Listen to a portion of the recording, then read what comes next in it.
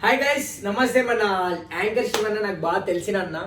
Actually మాట్లాడిండు ఒక వీడియోలో చాలా హార్డ్గా కోపం ఎందుకు మాట్లాడినాడని నేను పరిచయం అయిపోయినా. సో శివన్నకి నేను మొన్న రీసెంట్గా కలిసినప్పుడు అన్న ఇట్లా మాట్లాడడం ఇది కరెక్టా అన్న అని నేను అడిగితే ఏమన్నాడంటే, యాక్చువల్లీ నేను ఏడికి బయటికి వెళ్ళా. సో అట్లా అంటే నేను వెళ్ళి రోడ్డు మీద అన్ని గంటలు ప్రయాణం చేసి అన్ని అవర్స్ అన్ని కిలోమీటర్స్ వెళ్ళిన తర్వాత నాకు ఇవ్వనంటే నాకు కోపం వచ్చింది, మాట్లాడినా. అది కాక మెయిన్ పాయింట్ ఏం చెప్పిండంటే, ఒక స్టోరీ పెట్టిండు భయ్య, ఇన్స్టాలో స్టోరీ పెట్టిన తర్వాత శివని ఫ్యాన్స్ చాలా ఘోరంగా తిట్టినప్పుడు శివ కామెంట్ చదివి కొంచెం ఒక్కసారిగా మొత్తం మెంటల్ అయిపోయిండు.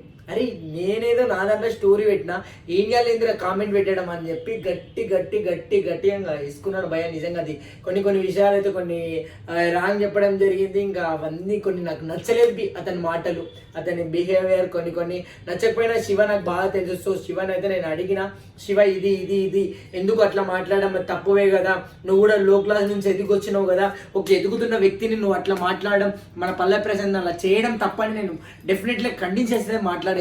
సో మాట్లాడినప్పుడు శివ నేను చేయడం రాంగ్ అని నువ్వెందుకు అనుకుంటున్నావు, నన్ను కూడా అంత దూరం పిలిచి అది ఇది నాకుండే ఫీల్ నాకుంటుంది, నీకుండే ఫీల్ నీకుంటుంది అని అనడం జరిగింది. సో మొత్తానికైతే మొత్తం ఇంపార్టెంట్ వచ్చేసి ఒక్క స్టోరీ పెట్టడం వలన ఫ్యాన్స్ అనేది హట్ అయ్యి అవి ఇవి కామెంట్లు పెట్టడం వలన శివ అనేది ఆ విధంగా తయారైనాడని మొత్తానికి క్లియర్ కట్గా అయితే నాకు అర్థమైపోయింది.